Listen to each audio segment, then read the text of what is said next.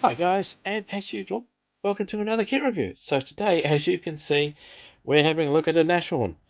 This one is by Tamiya, it's a 1/35 scale, and the kit number for this one is 35335, and it came out in 2014.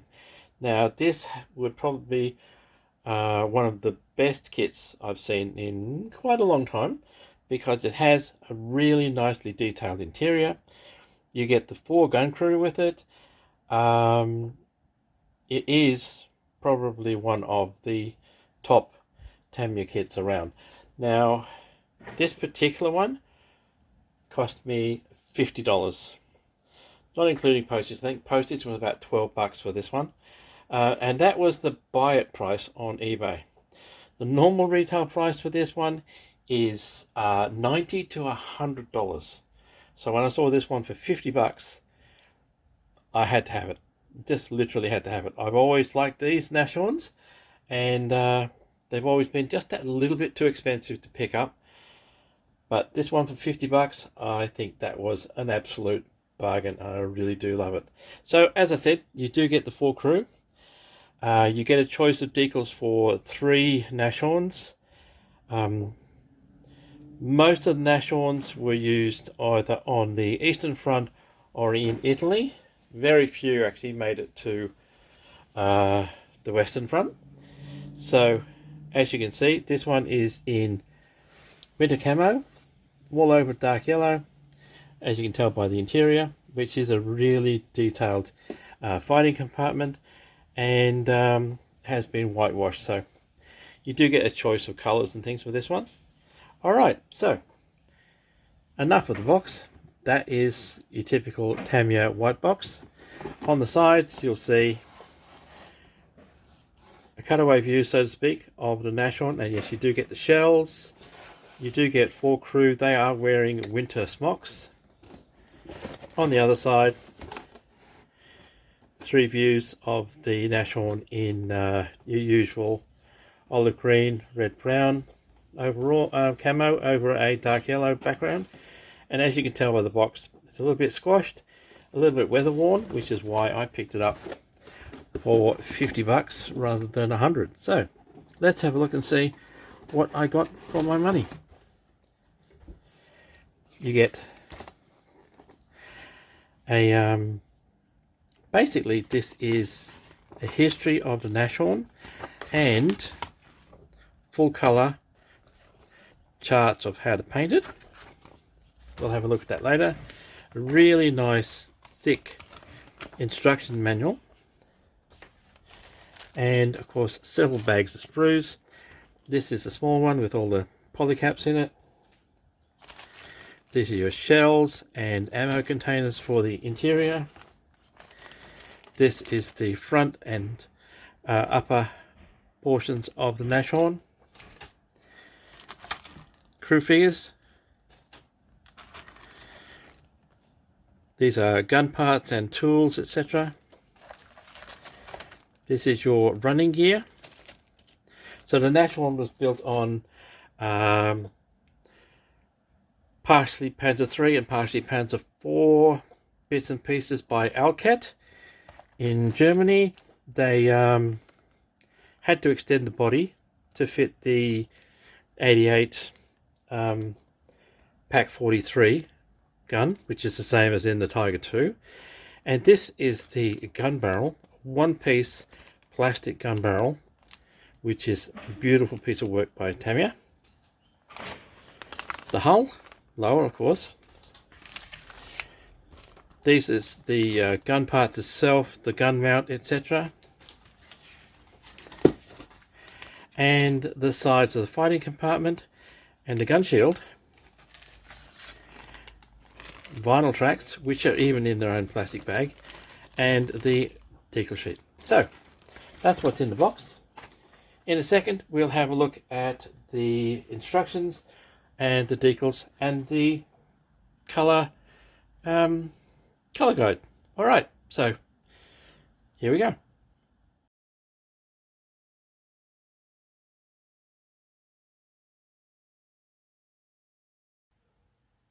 So let's have a look at the instructions and this really nicely done information sheet, and we'll have a look at that first, and then we'll have a look at the instructions. So as you can see, it is a fold out sheet. First part of course is in Japanese, then overleaf you do have English, French and German, and it does have an explanation drawing of all the different parts of the Nashorn, and overleaf, so you have actual photos of a Nashorn, one of the only 2 remaining Nashorns I believe in the world. This one is at Kubinka Tank Museum in Russia, and of course your suggested camo scheme. So overall dark yellow, and this one of course is whitewashed. This is for the 519th Heavy Anti-Tank Battalion, Eastern Front. The next one is also the Eastern Front. This is the 3rd Company 88th Heavy Anti-Tank, and as you can see it's standard olive green, red, brown. And the last suggested colour scheme is for this one here, which is in Italy, and that's the 525th Heavy Anti-Tank Battalion. So really nice colour plates to base your camo on. And down the bottom here is a suggested camo scheme for your reversible smock. So naturally enough, if you're having the winter version, the smocks would be white on the outside, but if you're having a late spring or not late spring, early spring I should say, or autumn, then you might want to add some camouflage color to the smocks instead and have the white on the inside. But I'm not sure the pattern is close to a German pattern, but best to use your internet references if you're going to paint a camo scheme for this uniform. Alright, so that is the really nice information booklet that you get with the Nashorn. So let's have a look at the actual instructions, and as you can see, two photos of the kit completed. Overleaf, all the usual warnings. These are your color callouts, all Tamiya colors of course, painting tips, and how to apply the decals, etc, etc.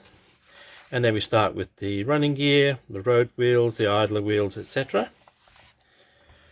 Then we've got the back plate going on to the lower hull. Here you have your return rollers and other fittings going on to the lower hull. Same again, so it does show you both sides, so that it's quite clear.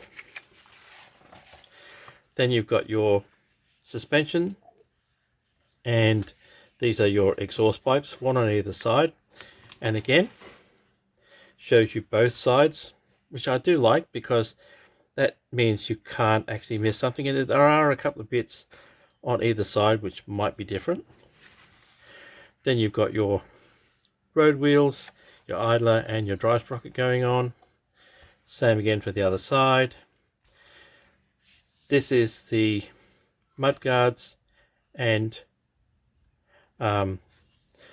foot plate, so to speak, in the fighting compartment. Then you've got, this is a ring that goes inside one of the front hatches.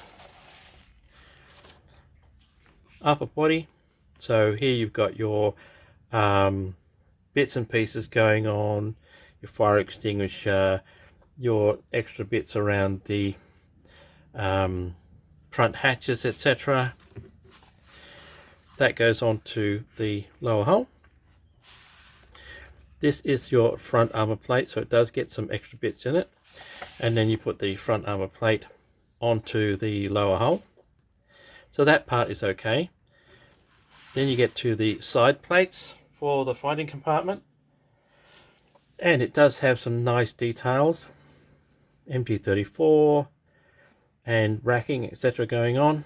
Same with the other side. So at this stage you might want to paint those individually so that you can get all the details on it before you put them together, because once a complete fighting compartment, it's going to be very difficult to paint any details or weathering. So here you've just got some bits and pieces going on to the left armor plate, armor plates going on. This is some parts for the hull, which is front hatch sections. So it does have details, the hatch hinge, etc. for the front hatches. Whether you use those or not, that's entirely up to you. You could just have the hatch closed. That, of course, is your jack. Then you've got the back of the fighting compartment. So once this is complete, it is a big box and it will make painting difficult, or awkward at least. So you may want to paint those sections individually and then touch them up as you put them together.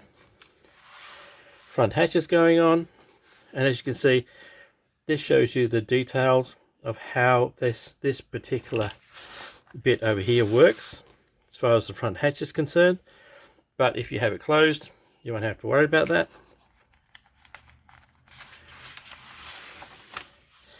Then you've got spare track, of course. Now this is a metal cable that you do get to put onto the barrel support, so the travel lock. So that's quite a really nice feature for this. I really do like that. It shows you how much detail Tamiya has put into this. Then of course you've got your tracks going together, and these tracks are the ones that can be glued tracks on. Of course, tracks on would probably be your last thing you put on once you've painted the entire vehicle. Here you've got a diagram showing all the different bits and pieces and details of the actual gun in the fighting compartment, which is a really nice touch. I do like that. Then you've got your gun cradle, your one-piece barrel, of course your muzzle brake, breech, etc. going together. This is your elevation mechanism and your recoil mechanism, etc. Then the slide, so the barrel goes under the slide. This is your main frame. You do get some polycaps to go in here, because these are actually metal rods that go into that. So once they're all complete, this is where they fit in the whole mechanism. So really nice detail in this kit. I can see why it is very popular. Then you've got the entire gun section sliding into its main mount. Extras going on like the gunner's seats, etc. and the winding handles for elevation and traverse. This is a gun sight. Alright, so gun sight goes on. Gun shield. These are just braces for the gun shield. And that is a really nice diagram showing you exactly how it all fits together, how it's supposed to sit into the hull itself. Once that's together, you then go on to creating your ammo racks. So there is a bit of cutting to be done, but it's not too bad. Really nice detail on the shells, or how to paint them up, where to sit them. So beautiful detail. It's a shame that you won't see most of it because it is in this very compact fighting compartment, and once you put the crew in, you probably won't see a lot of it. Then you've got the spare wheels going on the back, ammo racks going inside. You can have the back doors to the fighting compartment closed if you want to, or open. I suggest open because otherwise you do lose a lot of detail. Here is your tow cable, which of course is string. You might want to replace that with an aftermarket.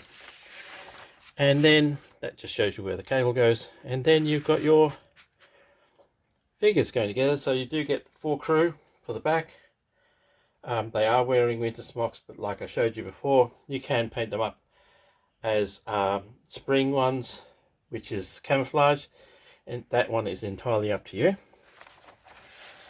And then it just shows you how the gunner goes into his position. Very tight fit, I think, once everything's together. And it does show you can have the breech, or depending on how you want it, you can have the breech closed or open. All right, and that is the Nashorns assembly instructions. So there are 3 units that you can have decals for, and these are the decals. Really nicely done, very sharp, very clear, and I do like the way they've done. And I'm not sure which way I'm going to go. I haven't got a winter tank as such at the moment, so maybe when I come to finally building this one, I'll go for the winterized one. All right, so I'll give you a shot of the beautiful decals.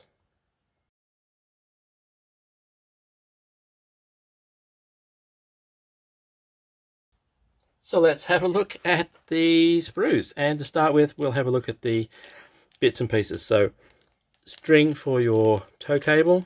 This metal wire here is the bit that you use for the gun support, travel lock. Let's see if I can show you these. These 2 metal rods here are the ones that go into the recoil elevation cylinders. So that's an interesting touch. I do like the way they've done that. It's very detailed, and of course a few polycaps. So I'm going to give you a shot of that, but I'm not going to take it out of the plastic, so hopefully it comes out okay and you can see all the details.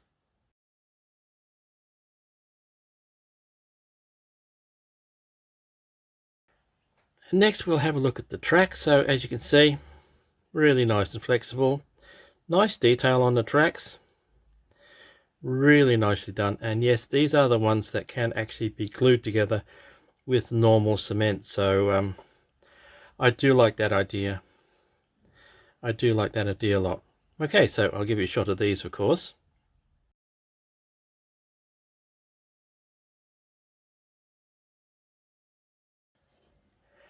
So let's have a look at the lower hull. So really nice detail on the bottom. There is a separate hatch that goes on here. Most of the detail, which is your suspension components, etc., is added during the build, so that's why there isn't a great deal, but there is some really nice bolt detail. Most of it you won't see, but the fact that Tamiya's actually put it in there shows they really care. Inside, nothing to see here, very straightforward, but nicely detailed. And of course, being a fairly recent kit, not much of a cleanup on this one, not much of a cleanup at all. All right, so I'll give you a shot of the lower hull.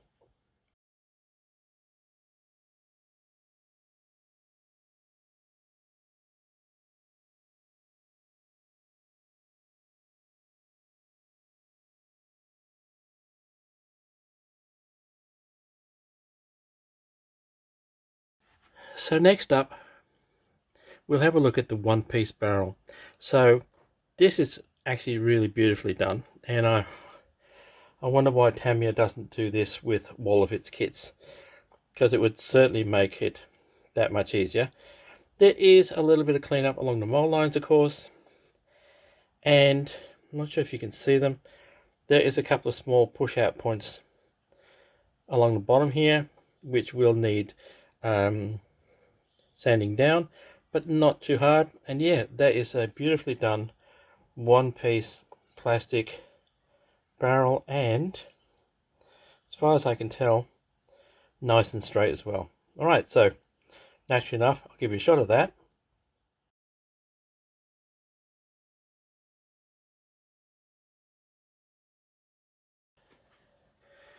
And this is the first of the main sprues out. So this is your upper hull. This is the floor of the fighting compartment, spare track, front gun shield, mudguards of course, and hooks and fittings, etc. for the lower hull. So let's have a look at the floor. This is a very, very fine checker plate, beautifully done, really nicely sharply done. Same for the mudguards, nice fine checker plate, not the usual heavy one that you see on most kits.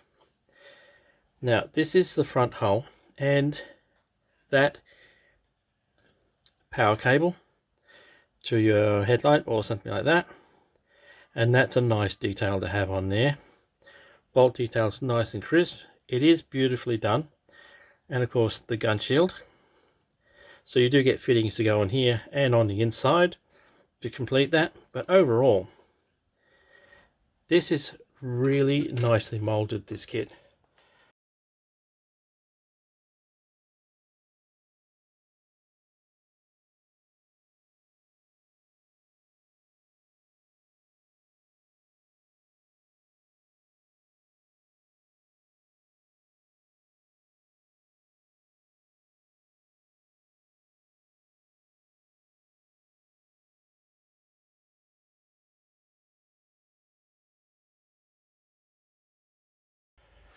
And the next sprue out is of course this one.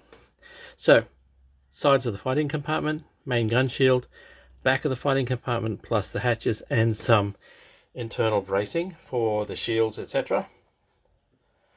So let's have a look. Really nice detail.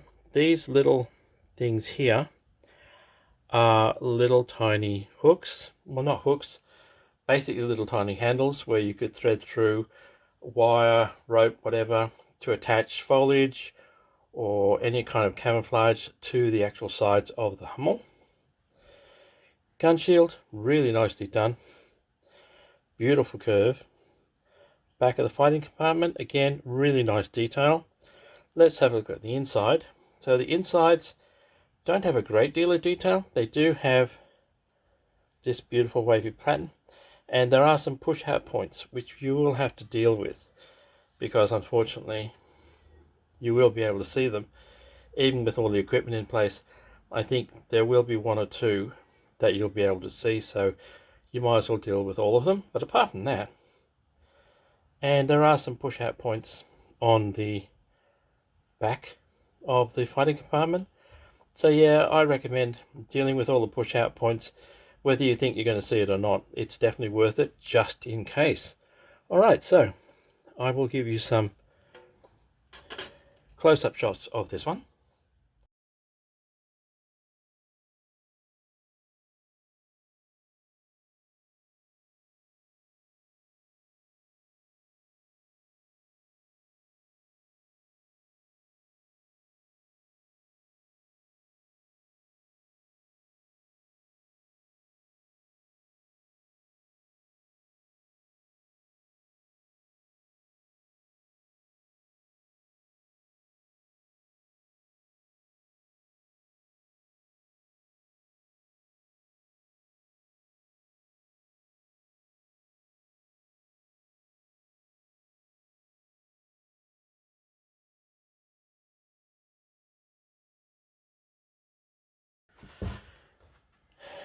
So the next big sprue out, and I'll actually turn this around the right way. Whoops, sorry. There we go. This is the next big sprue out, and it is, as you can see, the gun slide.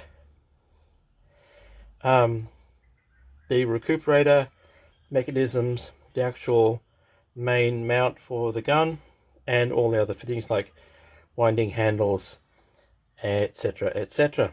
Even the gun muzzle is on this one. So let's have a look.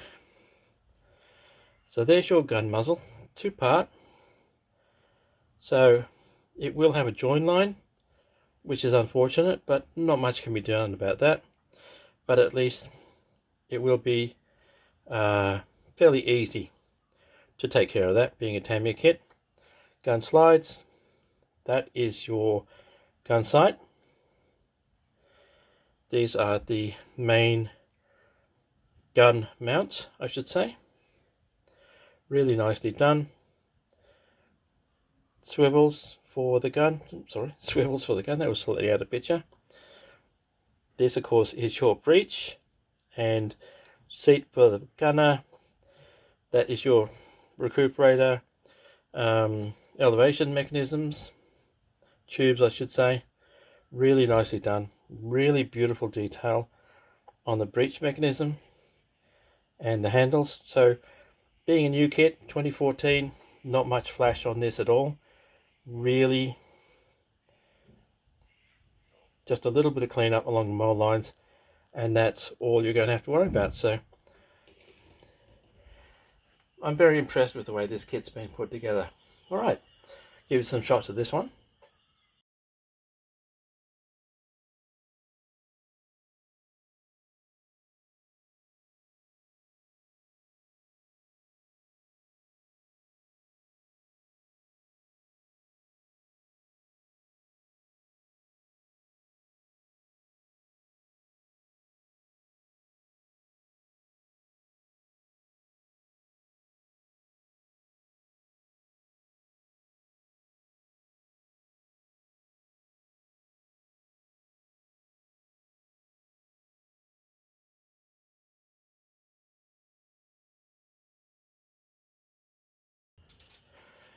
So next up we have two sprues exactly the same, so I'll get rid of one. And what we have here, I'll turn it that way, is of course your shells. These are your ammo storage for the inside of the fighting compartment. That's a vision block. That's the end of your cable. This is your MG34 mount for the gun shield. That is a close quarter defense MP40 in its rack. That's mounted inside the gun shield for the crew to use if they need to. So let's have a look at that.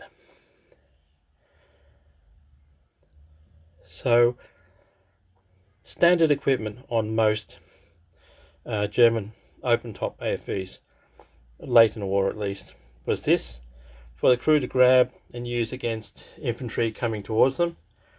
That is your MG mount, of course. Hatch, cable end. These two boxes here are for the ammo storage and the shells. So naturally enough, you have expended and live rounds, and the detail on the shelves with the rings, etc., really nicely done. So well worth putting your time in to paint these shells up, as shown in the color, in the assembly instructions. Really nicely done. Little tiny hooks, and a few other fittings and things for the inside of the fighting compartment. So really nice detail. I do love the way they've given you plenty of shells for the ammo storage and not just fudged it with some false ones.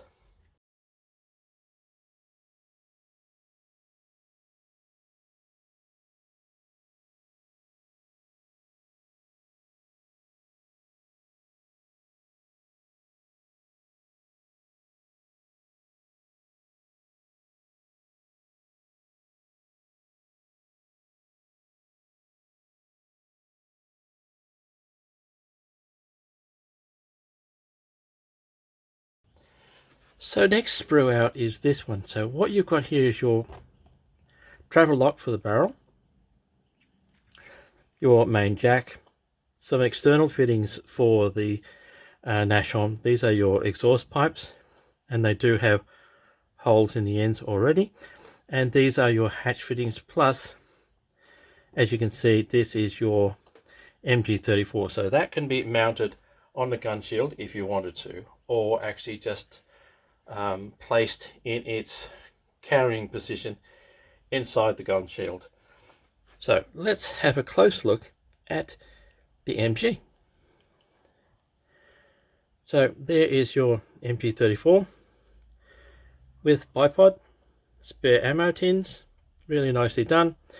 This is the front driver's hatch and the mechanism for the front driver's hatch to have it either open or closed. Exhaust pipes with the ends open, really nicely done by Tamiya. I'll turn that around so you can see it better. That is your rabbit ears spotting sight for the commander. That's the travel lock and the mechanism for the travel lock. These are a couple of hatch details for the front hatch, and of course your main jack for the Nashorn. So really nicely done. The detail is beautiful on this kit.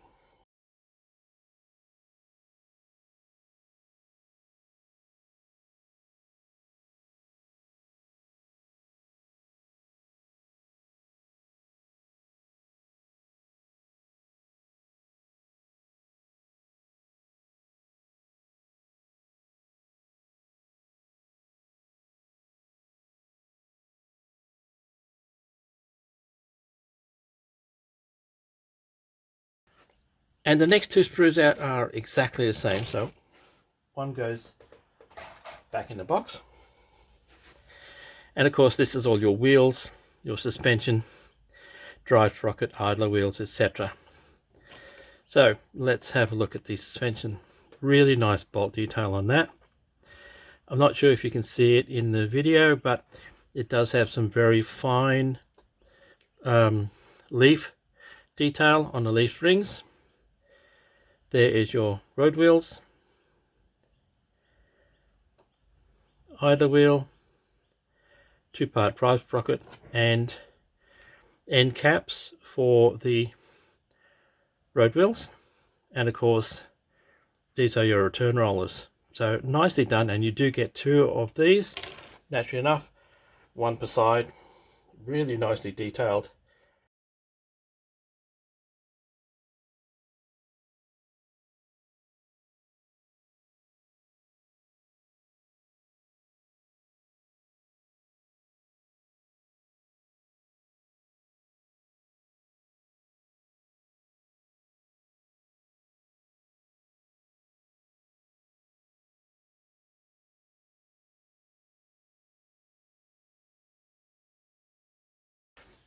And the last sprue is this one, of course, which is your crew. So here you have your commander figure and your gunners, gun aimer, etc. Really nicely done. Very sharp detail, even from this distance you can see. You get a pair of binoculars and of course pistol for your commander, 4 steel helmets. So separate heads, arms, etc.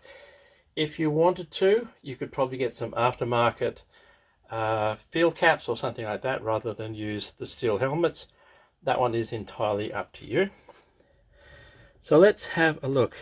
Important bit, which is the faces, and I'll see if I can get these guys into focus for you.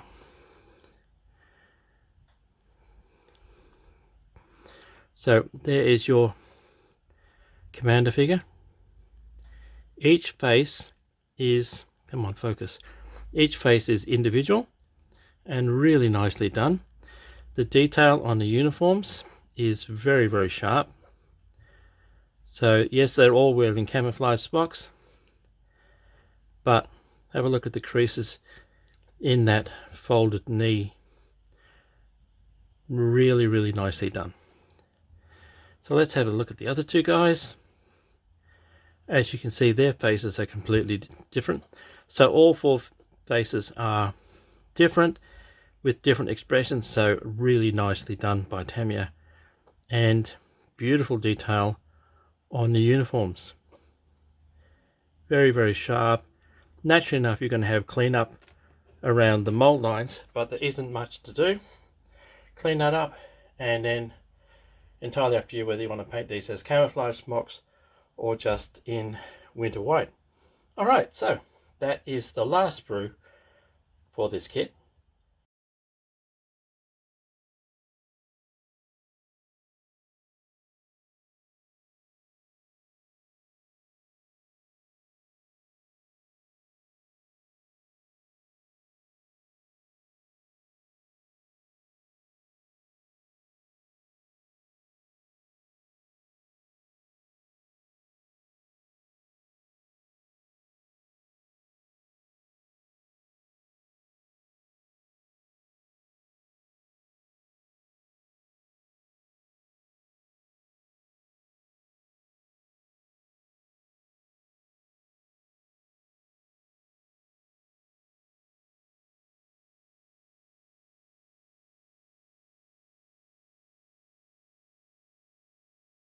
So that's it, guys. That brings us to the end of this review. That is Tamiya's Nashorn, kit number 35335. It came out in 2014. Really nicely put together by Tamiya, really nicely detailed. Well worth picking up if you can, especially cheaper than normal retail like I did. As I said, normal retail for this kit in Australia is easily $80 to $100. So picking up cheap was definitely a bargain. Really happy with the kit, and it has been put together really nicely by Tamiya. Alright, so as I said, that brings us to the end of this review. Thank you for watching. Hope you got something from it. And thank you for your likes and your comments and your subscriptions. They are really, really appreciated.